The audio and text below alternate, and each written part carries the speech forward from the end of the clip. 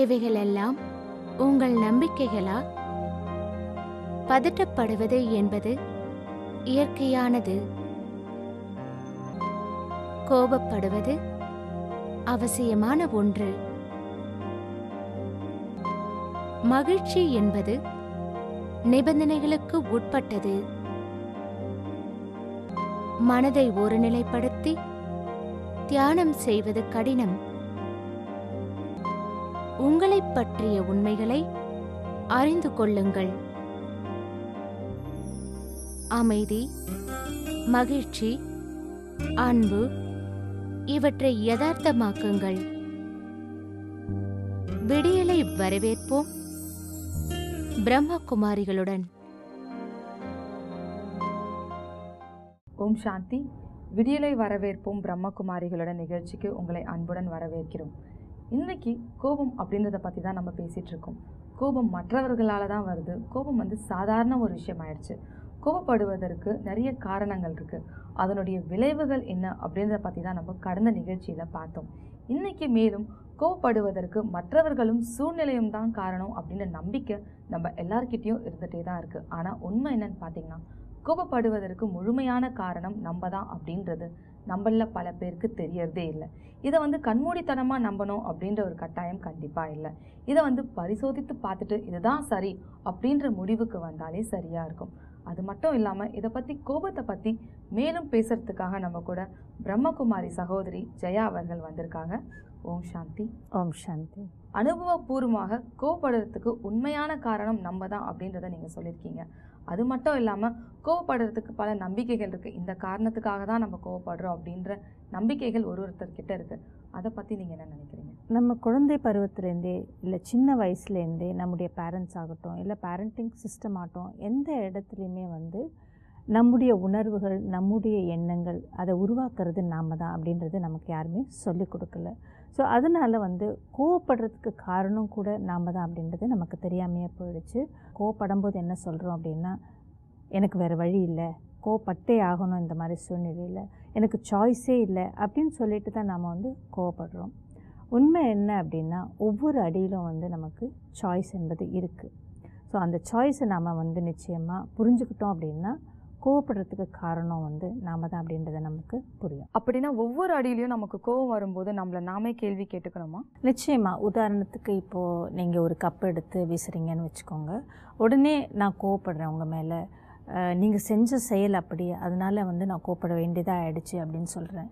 இல்லை நீங்கள் ஒரு சில தேவையில்லாத வார்த்தைகளை யூஸ் பண்ணுறீங்க, அப்யூஸ் பண்ணுறீங்க அப்படின்றப்போ நானும் அதுக்கு பதிலுக்கு அதே மாதிரியான வார்த்தைகளை யூஸ் பண்ணுறேன், கோவப்படுறேன். அப்போ நான் என்ன சொல்கிறேன்னா, நீங்கள் அப்படி பேசுனதுனால எனக்கு வேறு வழி இல்லை, நானும் அப்படி பேச வேண்டியதாக போச்சு, நானும் அப்படி கோவப்பட வேண்டியதாக இருக்குது, நான் எதை பேசணும் அப்படின்றத நினைக்காம யோசிக்காமல் நான் அதை செய்கிறேன் அப்படின்ற. உண்மையிலே நமக்கு அந்த நேரத்தில் சாய்ஸ் இருக்கா இல்லையா? உண்மையிலே பார்த்தீங்கன்னா நம்ம கோவத்தை ஒரு கருவியாக தான் பயன்படுத்திட்டு இருக்கோம். அதாவது ஒரு ரோபோ போல் ஆட்டோமேட்டிக்காக நமக்கு கோவம் வந்துடுது. இதுக்கான வேறு வழி இருக்குதா கண்ட்ரோல் பண்ணுறதுக்கு? நீங்கள் ஏதாவது பேசிடுறீங்க, இல்லை நீங்கள் கோவப்பட்டுடுறீங்க அப்படின்னா நீங்கள் சொன்னது பேசினது எல்லாமே முடிஞ்சு போச்சு. இப்போது என்கிட்ட சாய்ஸ் டெஃபினட்டாக இருக்குது. நான் என்ன பேசணும், நான் எப்படி பேசணும், கோவப்படணுமா வேண்டாமா அப்படின்றத நான் நிச்சயமாக தேர்வு செய்யலாம். நான் ஒரு நல்ல மூடில் இருக்கேன், நீங்கள் அப்போ ஏதாவது செஞ்சிடுறீங்க அப்படின்றப்போ, இல்லை ஏதாவது சொல்லிடுறீங்க அப்படின்றப்போ நான் என்ன அதை கவனிக்காமல் போயிடுவேன். ஏன்னா நான் நல்ல மூடில் இருக்கேன். அதே மாதிரி நான் மூட் அவுட்டில் இருந்தேன், இல்லை என்னுடைய மூட் சரியில்லை அப்படின்றப்போ நீங்கள் அதே செயலை செய்கிறீங்க, இல்லை அதே மாதிரி பேசுகிறீங்க அப்படின்னா உடனே நான் கோவப்படுவேன், உடனே நான் தேவையில்லாத வார்த்தைகளை யூஸ் பண்ணுவேன். ஒரே மாதிரி சிச்சுவேஷனில் என்னால் என்னுடைய மனநிலைக்கு ஏற்ற மாதிரி நான் 2 விதமாக என்னால் நடந்துக்க முடியுது. அப்படின்னா என்ன அர்த்தம் அப்படின்னா, எனக்கு டெஃபினட்டாக சாய்ஸ் இருக்குது. அந்த சாய்ஸை எப்போ யூஸ் பண்ணணும், எப்போ தேர்வு பண்ணணும் அப்படின்றது டெஃபினட்டாக எனக்கு தெரியுது. ஆனால் நாம் யூஸ்வலாக அதை செய்யறதில்ல. இப்போது கோபம் அப்படின்ற ஒரு உணர்வு எனக்கு எப்படிப்பட்ட ஒரு மனநிலையை கொடுக்குது, நான் எப்படி ஃபீல் பண்ணுறேன் அப்படின்னு நம்மளே கேட்டுக்கிறோம். அப்படின்றப்போ நிச்சயமாக அதுக்கு பதில் இந்த உணர்வு எனக்கு பிடிக்கலை அப்படின்றது தான். ஸோ அந்த மாதிரி கேட்டுட்டு அதுக்கப்புறமா நாம் எப்படிப்பட்ட ஒரு உணர்வை நாம் அனுபவம் செய்யணுமோ அதுக்கேற்ற மாதிரி நம்முடைய சாய்ஸை நாம் செயல்படுத்தலாம். நம்மளே அறியாமல் நம்ம கோபப்படும் போது இதுதான் ஆப்ஷன், வேற ஒரு சாய்ஸே இல்லை அப்படின்ற அளவுக்கு நம்ம கோபப்பட்டுடுறோம். அது மட்டும் இல்லாமல் கோபப்படும் போது அது நமக்கு நல்லதில்லை அப்படின்ற ஒரு நம்பிக்கை நமக்குள்ள ஆணித்தனமாக இருக்கணும். ஒரு சில சமயங்களில் வந்து நம்மளுடைய வேலைகளை வந்து நம்மளால் ஈஸியாக வாங்கிட முடியுது. கோவப்பட்டால் எனக்கு இந்த வேலை முடிஞ்சிருது அப்படின்னு நினைக்கிறோம். இதை வந்து வேரோடு நம்மளால் அகற்ற முடியுமா? கோவப்படுறது எனக்கு நல்லதில்லை அப்படின்றத வந்து நாம் நிச்சயமாக நமக்குள்ளே அந்த எண்ணத்தை நல்லா உருவாக்கிக்கணும். ஸோ இது எனக்கு தீங்கு விளைவிக்குது அப்படின்றதே வந்து நான் நல்லா புரிஞ்சுக்கணும். ஸோ இதை நான் புரிஞ்சுக்கிட்டா தான் அதுக்கப்புறமா அந்த கோபத்தை நீக்குவதற்கு நான் முயற்சியை எடுப்பேன். ஸோ முதல் காரணம் வந்து கோபம் எனக்கு நல்லதில்லை அப்படின்றது தான். ஸோ ரெண்டாவது காரணம், கோபப்படுவதற்கான காரணம் நான் தான் அப்படின்றதையும் நாம் புரிஞ்சுக்கணும். ஸோ நான் தான் அதுக்கு காரணம் அப்படின்றத ஒரு பொறுப்பை நம்ம எடுத்துக்கும் பொழுது அதை மாற்றுவது அப்படின்றது கூட சுலபமாயிடும். மூணாவது என்ன அப்படின்னா, இப்போ நம்ம கோவப்படுறோம் அப்படின்னா அதுக்கு பின்னால் ஏதாவது ஒரு நம்பிக்கை என்பது இருக்கும். அது என்ன நம்பிக்கை, அந்த எந்த நம்பிக்கையினுடைய அடிப்படையில் நான் கோவப்படுறேன் அப்படின்றதையும் நாம் சோதித்து பார்த்துட்டு அந்த நம்பிக்கையும் நிச்சயமாக நம்முடைய பிலீஃப் சிஸ்டத்துலேருந்து நிச்சயமாக அதையும் நாம் முழுமையாக அகற்றிடணும். கோவப்படுறதுனால நம்முடைய உறவுகளில் வந்து நிச்சயமாக பிரச்சனைகள் வருது, நம்முடைய உறவுகள் சரியாக இருப்பதில்லை, நமக்கு அது தீங்கு விளைவிக்குது. அப்படின்றப்போ நிச்சயமாக அதை நாம் விளக்கிறதுக்கு, அதை நம்ம மாற்றிக்கிறதுக்கு நம்ம ஏன் முயற்சி செய்யக்கூடாது? கோவப்படுவது நார்மல் அப்படின்ற ஒரு நம்பிக்கையை நமக்குள்ளே வளர்த்துக்கிட்டதுனால நம்ம எது நடந்தாலும், ஏதாவது ஒரு வேலை நடக்கணுன்னாலோ இல்லை சூழ்நிலை அப்படி இருந்தாலோ இல்லை மற்றவங்களுடைய செயல்கள் வந்து நமக்கு கோபத்தை ஊட்டுது அப்படின்ற ஒரு நம்பிக்கையோட கோபம் வர்றதை வந்து ஒரு நார்மல் அப்படின்ற ஒரு நம்பிக்கையை வச்சுட்டு நாம் கோவப்படுறோம். உண்மையிலே கோவப்படுவது அப்படின்றது வந்து அப்நார்மல். இப்போ இந்த உலகத்தில் வந்து பார்த்திங்கன்னா எனக்கு கோவமே வராது அப்படின்னு சொன்னால் உடனே வந்து நம்மள அவங்க அப்நார்மல் அப்படின்னு தான் பார்க்குறாங்க. நம்ம வந்து கோபம் வந்து நார்மல் அப்படின்ற ஒரு அனுமதியை நமக்கு கொடுத்துக்கிட்டு அந்த நம்பிக்கையில் வந்து நாம் கோபப்பட்டுருக்கோம். எந்த நம்பிக்கையின் அடிப்படையில் நம்ம கோபப்படுறோம் அப்படின்றத நம்ம கண்டிப்பாக செக் பண்ணி ஆகணும் இல்லைங்க சிஸ்டர்? இதுதான் நம்ம வந்து அவேர்னஸ், ஒரு விழிப்புணர்வு அப்படின்னு நாம் சொல்கிறோம். இப்போது நீங்கள் வந்து ஏதோ சொல்கிறீங்க, நான் கோவப்பட்டுட்டு இவங்க வந்து எனக்கு கோபத்தை வரவழைச்சாங்க அப்படின்னு நாம் சொல்கிறோம். உண்மை என்ன அப்படின்னா, இவங்க கோபத்தை வரவழைக்கல, கோபத்துக்கு காரணம் நான் தான். ஸோ இந்த நம்பிக்கை வந்து இவரால் தான் எனக்கு கோபம் வந்தது, இவர் என்னுடைய கோபத்தை வரவழைச்சார் அப்படின்றது தான் நம்பிக்கை. ஆக்சுவலாக நம்ம வந்து கோவப்படும் போது அந்த கோபம் வந்து நியாயமானது அப்படின்றத நம்மளே வந்து நமக்கு வந்து ஆறுதல் சொல்லியிருக்கிறோம். ஒரு எக்ஸாம்பிள் எப்படின்னு பார்த்தீங்கன்னா, இப்போ வந்து நான் ஒரு ஷூட்டுக்காக கிளம்பிட்டு இருக்கேன், ஒரு லைவ் ப்ரோக்ராம்னு வச்சுக்கோங்க. ஆனால் என்னோட டிரைவர் வந்து கரெக்டான டைமுக்கு வராத பட்சத்தில் எனக்கு வந்து ரொம்ப கோவம் வந்துடுது. அது மட்டும் இல்லாமல் அவர் வந்து சரியான ஒரு காரணத்தை சொன்னால் கூட என்னால் அந்த கோவத்தை வந்து கண்ட்ரோல் பண்ண முடியாமல் கத்திடுறேன். இது மாதிரியான கோவம் நியாயமானது தானே அப்படின்றது என்னோட மனசில் தோணுது. உண்மையில் பார்த்தீங்கன்னா இந்த மாதிரி நேரத்தில் தான் நீங்கள் கோவப்படக்கூடாது.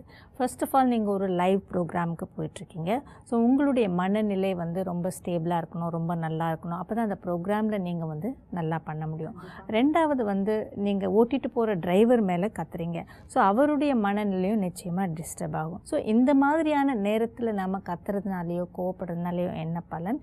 இன்ஃபேக்ட் அதற்கு மாறான விளைவுகள் தான் ஏற்படும். நீங்கள் சொல்கிற ஒரு விஷயத்தை என்னால் அக்செப்ட் பண்ண முடிஞ்சாலும், ஆனால் உள்ளுக்குள்ளே அந்த கோபத்தை வந்து நம்ம வச்சு குமுறிக்கிட்டே இருக்கோம். ஆனால் அது வெளியே சொல்லும்போது கொஞ்சம் லைட்டான ஒரு ஃபீலிங் நமக்குள்ளே ஏற்படும் கோபத்தை வெளிப்படுத்தும் பொழுது. நீங்கள் கோபத்தை உருவாக்குனதுனால தான் நீங்கள் வந்து வெளிப்படுத்த வேண்டிய அவசியம் என்பது ஏற்பட்டிருக்கு. ஸோ கோபத்தை வந்து நாம் உருவாக்கவே கூடாது. நம்ம கோவப்படுறதுனால எந்த பிரயோஜனமும் கிடையாது. அதுக்கு பதிலாக ஒரு அசர்ட்டிவ்னஸ், ஒரு கண்டிப்பான வார்த்தைகளை நாம் யூஸ் பண்ணலாம். அதை விட்டுட்டு நாம் கோவப்படுறதுனால என்ன பிரயோஜனம்? நம்முடைய மனநிலை டிஸ்டர்ப் ஆகுது, அவருடைய மனநிலை டிஸ்டர்ப் ஆகுது. அது மட்டும் இல்லாமல் நம்முடைய பிபி ஏறுது, நம்முடைய உடல்நிலை, மனநிலை எல்லாமே பாதிக்கப்படுது. நம்ம கோபம் படும்போது நம்ம என்ன நினச்சிக்கிறோம் அப்படின்னு பார்த்தீங்கன்னா, அடுத்த தடவை அந்த தப்பை அவங்க திருப்பி செய்ய மாட்டாங்க, அதை செய்யும்போது அவங்க நம்மளை கோவப்படுத்திப்பாங்க, கோவப்படுத்தி கத்துவாங்க அப்படின்ற ஒரு எண்ணம் இருக்கும். அது மட்டும் இல்லாமல் கோவப்படுறதோடு நம்ம ஒருத்தவங்களை வந்து மோட்டிவேட் பண்ணுறோம் அப்படின்ற எண்ணம் நமக்குள்ளே இருந்துட்டு இருக்கு. ஆனால் கோபம் என்பது ஒரு மோட்டிவேட்டராக இருக்க முடியாது.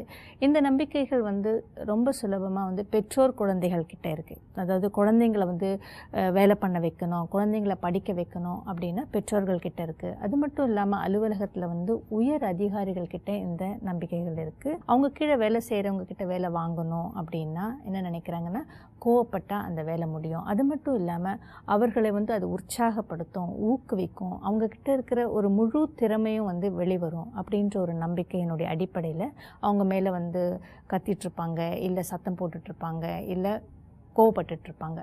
உண்மையில் கோபம் வந்து ஒரு பயத்தை தான் உருவாக்கும். ஸோ அந்த பயத்தை உருவாக்கும் பொழுது அவங்க ஸ்விட்ச் ஆஃப் ஆகிடுவாங்க. ஸோ அவங்க மனசு வந்து அவங்களுடைய புத்தி வந்து சரியாக வேலை செய்யாது. ஸோ நிச்சயமாக அவங்கக்கிட்ட இருக்கிற முழு திறமையையும் பயன்படுத்தி அதை காமிச்சு அந்த வேலையை அவங்க காமிக்க முடியாது. வேலை முடியலாம், ஆனால் வேலையினுடைய தரம் என்பது சரியாக இருக்காது. எந்த உறவிலும் 2 விஷயம் வந்து நிச்சயமாக இருக்கணும். ஒன்று வந்து ட்ரஸ்ட், அதாவது நம்பிக்கை, விசுவாசம்னு சொல்லுவோம்.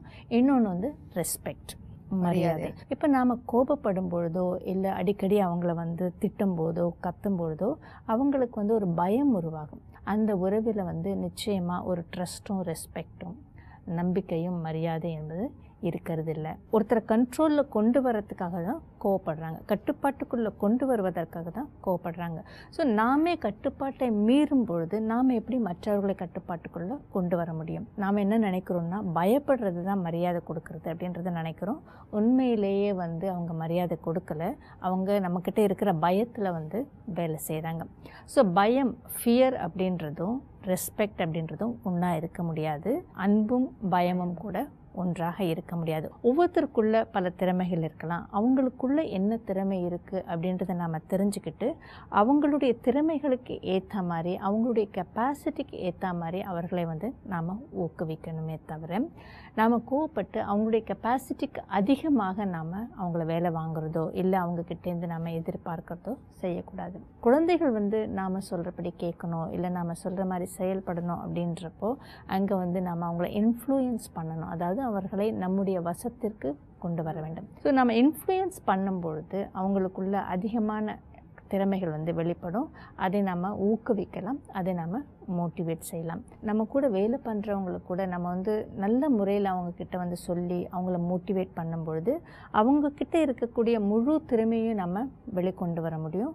அதை வச்சு நம்முடைய வேலைகளை வந்து சிறப்பாகவும் அதில் ஒரு தரத்தையும் நம்ம கொண்டு வர முடியும். யார் எப்படி இருக்காங்களோ அவர்களை வந்து நாம் அப்படியே அக்செப்ட் செய்யணும்.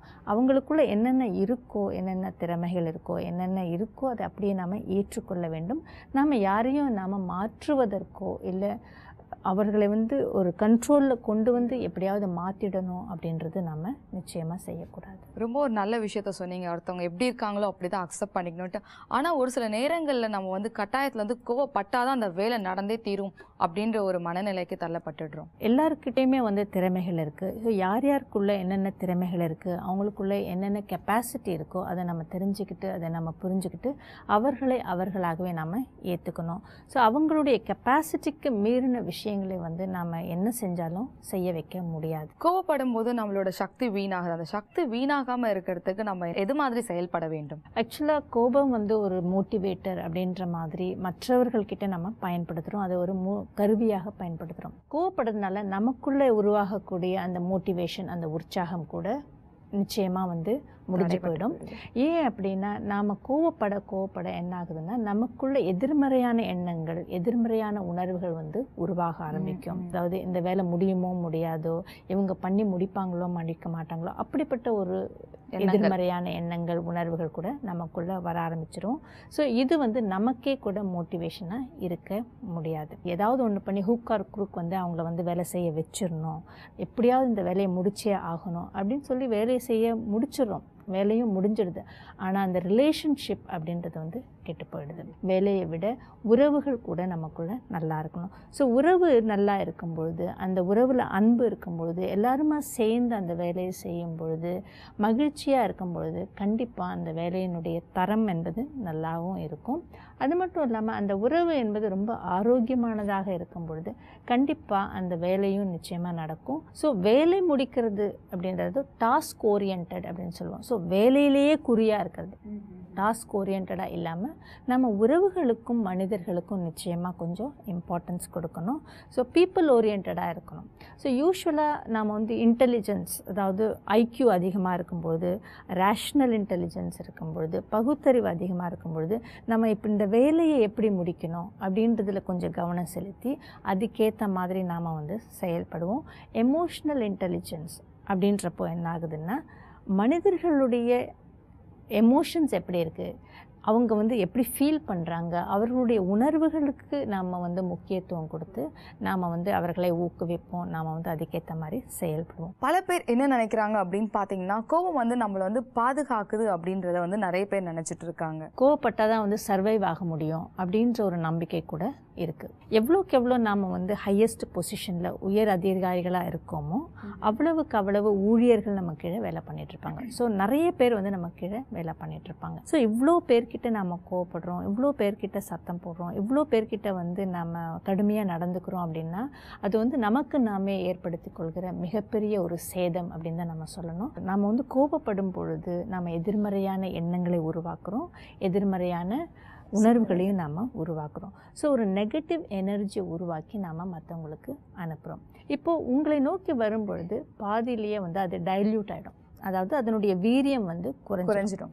அது மட்டும் இல்லாமல் இப்போ உங்களுக்குன்னு ஒரு சில கெப்பாசிட்டி இருக்கும். ஸோ உங்களுக்குள்ள ஒரு சில பாசிட்டிவ் எனர்ஜியை நீங்கள் உருவாக்கி என்னுடைய அந்த கோபமோ இல்லை அந்த உணர்வோ உங்களை தாக்காமல் உங்களை பாதுகாத்துக்கிறதுக்காக நீங்கள் ஏதாவது செஞ்சிட்ருப்பீங்க. ஆனால் கண்டிப்பாக நான் அதை உருவாக்குறதுனால, எனக்குள்ளே அது உருவாகிறதுனால அதனுடைய பாதிப்பு என்பது எனக்கு தான் வந்து அதிகமாக சேரும். இப்படி நான் 10-15 பேர்கிட்ட கோவப்படுறேன்னு வச்சுக்கோங்க.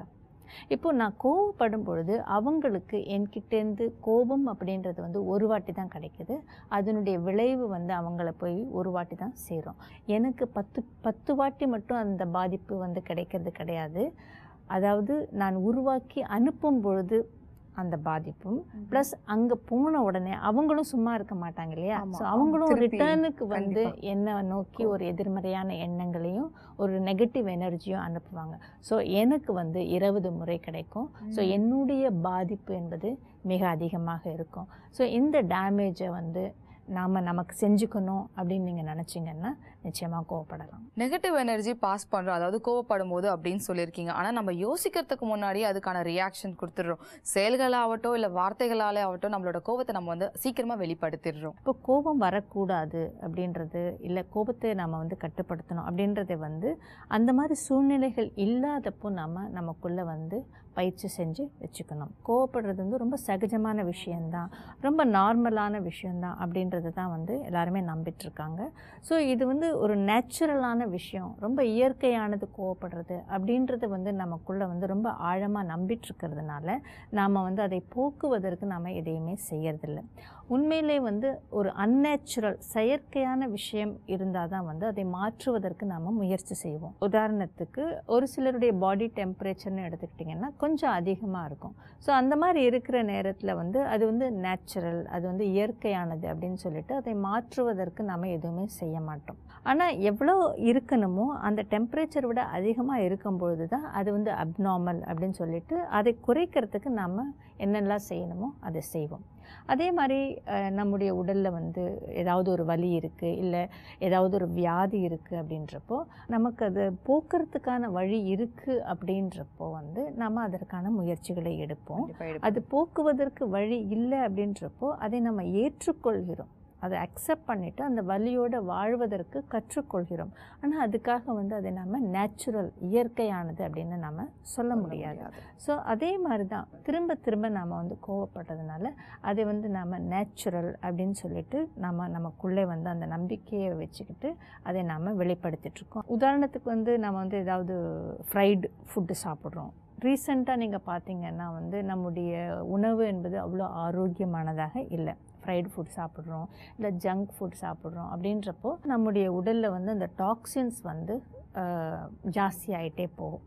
ஸோ அந்த மாதிரி நேரத்தில் வந்து அதை பற்றி கவலைப்படுறவங்க என்ன பண்ணுவாங்கன்னா ஏதாவது ஒரு நாள் எடுத்து இல்லை வீக்லி ஒன்ஸோ ஏதாவது ஒரு நாள் எடுத்து அந்த டாக்ஸின்ஸ் எல்லாம் வந்து வெளியேற்றிடணும், டீடாக்சிஃபை பண்ணணும் அப்படின்றதுக்காக வந்து அன்றைக்கி நாள் முழுசாக வந்து வெறும் பழம் காய்கறி சாப்பிட்றதோ இல்லை க்ரீன் டீ குடிக்கிறதோ ஏதாவது ஒரு விஷயத்தை செஞ்சு உள்ளே இருக்கக்கூடிய அந்த டாக்ஸின்ஸை வந்து வெளியேற்றி டீடாக்சிஃபை பண்ணிக்குவாங்க.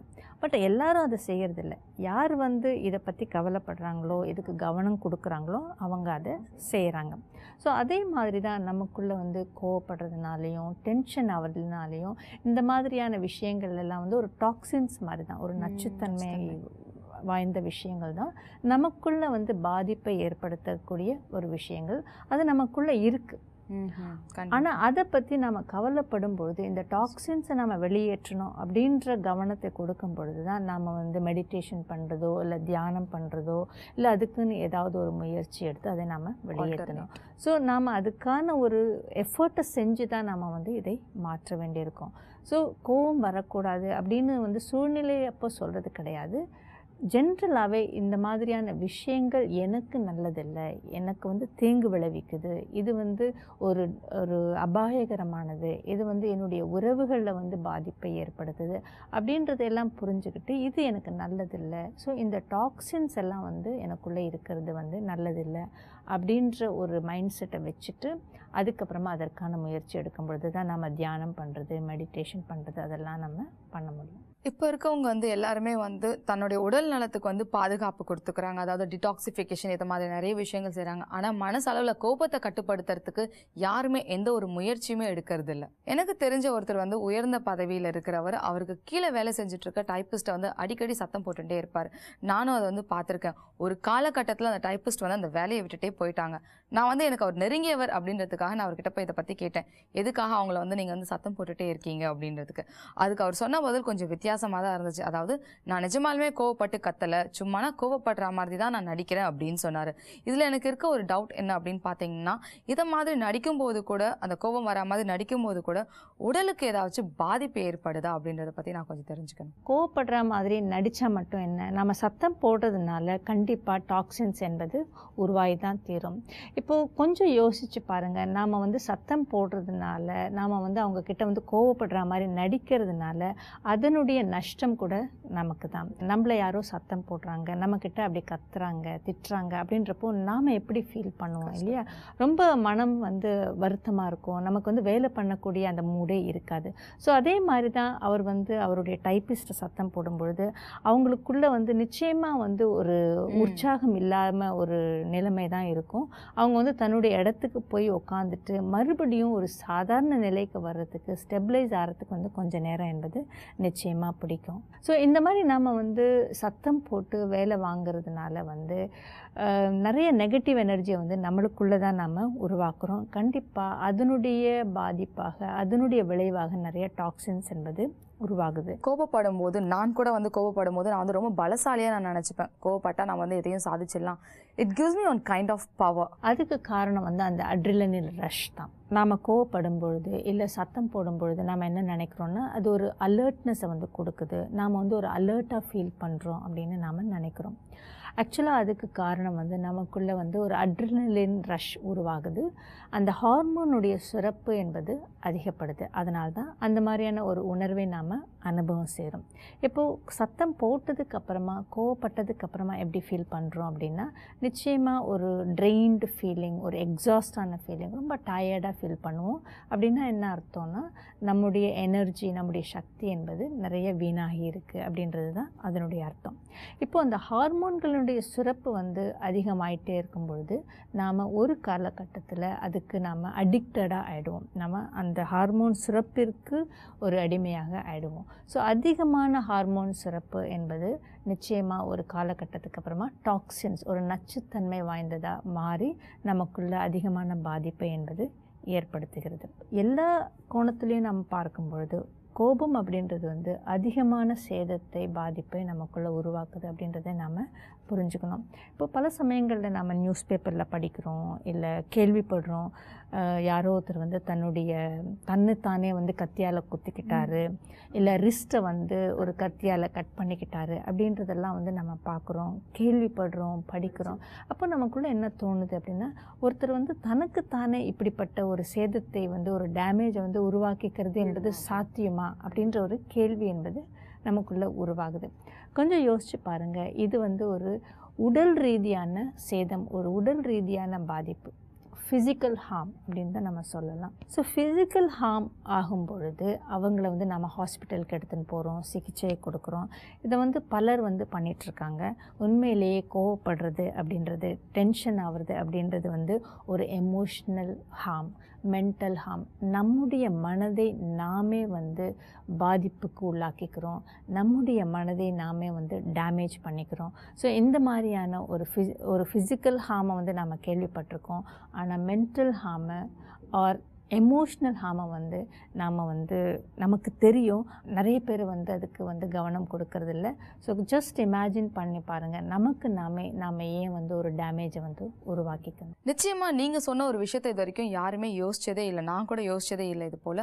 அது மட்டும் இல்லாமல் நம்மளோட மனதுக்கும் உடலுக்கும் அதிகபட்சமான சேதம் நம்மளே தான் உண்டாக்கிக்கிறோம். மென்டலி ஆகட்டும், இமோஷ்னலி, அதாவது உடல் அளவில் இல்லை வந்து மன அளவில் வந்து நம்ம வந்து அதிக சேதத்தை நமக்கு வந்து உண்டாக்கிக்கிறோம். அது மட்டும் இல்லாமல் உறவுகளில் கூட இது பெரிய பாதிப்பை ஏற்படுத்துது அப்படின்னு தான் நம்ம சொல்லலாம். இப்போ ஒருத்தர் கோவப்பட்டுட்டே இருந்தாங்கன்னா நிச்சயமாக அவங்கள சுற்றி இருக்கிறவங்களுக்கு அதை பிடிக்கிறதில்ல, அவங்க விலகி போயிடுவாங்க.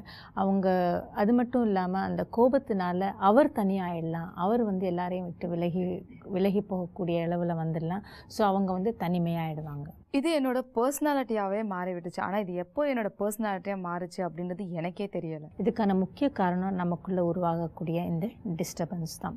நமக்கு ஏன் கோபம் வருதுன்னா, நான் எதிர்பார்த்தபடி மற்றவர்கள் இல்லை, என்னை சுற்றி இருக்கிறவங்க இல்லை அப்படின்றதுனால தான். நான் எதிர்பார்த்தபடி இந்த சூழ்நிலை இல்லை அப்படின்றதுனால தான்.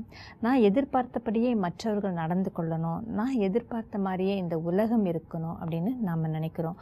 ஸோ நாம் எதிர்பார்த்தபடி சூழ்நிலையோ நம்மை சுற்றி இருப்பவர்களோ இல்லை மற்றவர்களோ நடந்துக்கலை அப்படின்னா உடனே எனக்கு ஒரு டிஸ்டர்பன்ஸ் வந்து உருவாகுது. அதனுடைய அடிப்படையில் நான் கோவப்படுறேன், அதனுடைய அடிப்படையில் நான் சத்தம் போடுறேன், திட்டுறேன், அந்த மாதிரிலாம் நடந்துக்கிறேன். இப்போது நமக்குள்ளே வந்து இந்த இருக்கக்கூடிய இந்த எதிர்பார்ப்பை நாம் மாற்றிக்கொள்ளணும். ஸோ யார் எப்படி இருக்காங்களோ அவங்களை அப்படியே நாம் ஏற்றுக்கொள்ளணும். நம்மை சுற்றி இருக்கக்கூடியவர்கள் வந்து நாம் நினைத்தபடி நாம் எதிர்பார்த்தபடி இருப்பார்கள் அப்படின்றத வந்து நாம் நினைக்காம அவங்க எப்படி இருக்காங்களோ அவங்க அப்படியே இருக்கட்டும் அப்படின்றத நாம் ஏற்றுக்கொள்ளணும். ஸோ இந்த மாதிரியான எதிர்பார்ப்புகளால், இந்த மாதிரியான டிஸ்டர்பன்ஸ்னால் நமக்குள்ளே நாம் அந்த கோபத்தை உருவாக்குறோம். அந்த கோபத்தினால நமக்கு நாமே அதிகமான நஷ்டத்தையும் நமக்கு நாமே அதிகமான கஷ்டத்தையும் நாம் கொடுத்துக்கிறோம். இதை நாம் வந்து தொடராமல் இருக்கணும். இது வந்து ஒரு விஷியஸ் சைக்கிள் மாதிரி. ஸோ ஏதாவது ஒரு இடத்துல வந்து நாம் நிறுத்தி சோதித்து செக் பண்ணி பார்க்கணும்.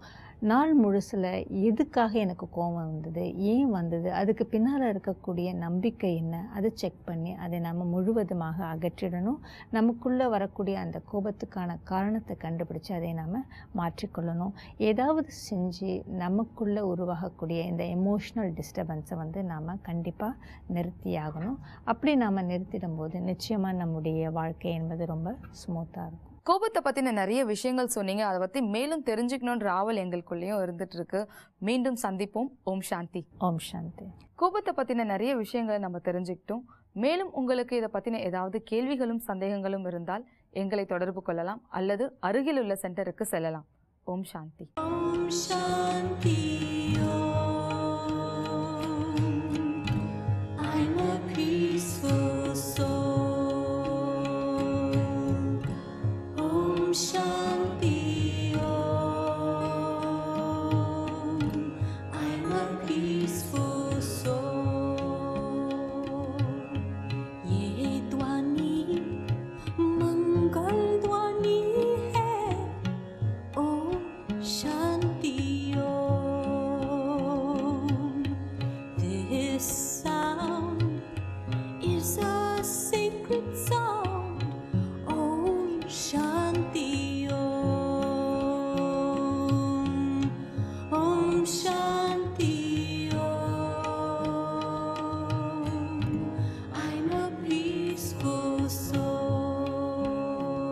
பிரம்மா குமாரிகளின் சேவை மையங்களில் ராஜயோக தியான பயிற்சி இலவசமாக அளிக்கப்படுகிறது. நாள்தோறும் 1 மணி நேரம் 7 நாட்களுக்கு இந்த பயிற்சி அளிக்கப்படுகிறது. உலகெங்கிலும் 8500க்கும் மேற்பட்ட சேவை மையங்கள் இயங்கி வருகின்றது. இந்தியாவில் முக்கிய நகரங்களில் மட்டுமின்றி சிறு சிறு கிராமங்களிலும் சேவை மையங்கள் இயங்குகின்றது. மேலும் விவரங்களுக்கு நீங்கள் தொடர்பு கொள்ள வேண்டிய முகவரி